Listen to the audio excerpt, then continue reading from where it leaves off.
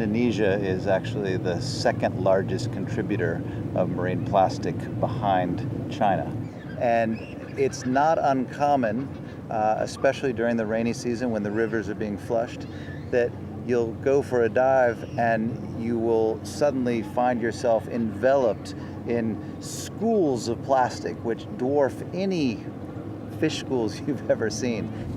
You know, I've been diving all over the world for, 40 years now, and I've seen ocean conditions get worse and worse on a number of different dimensions, and clearly, the waste that gets thrown into the ocean and that you see when you're out diving is one of the most heartbreaking issues. We've just signed a deal with Plastic Bank here in Bali. We're going to collect 800 metric tons of ocean plastic that's either on the beaches or in the waters or riverways, put that through a recycling facility, and then reincorporate that back into some of our products.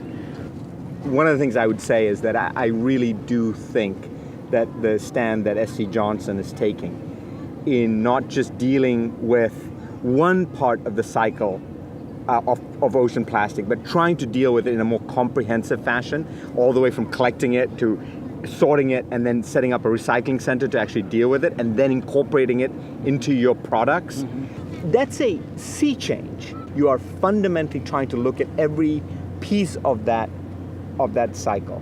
And I personally feel really passionate about it. We're a family company and we have a very long-term view, and I want my daughter to grow up in a world which is just as beautiful as the one that we've been able to grow up in, and business has to be a part of the solution to this problem.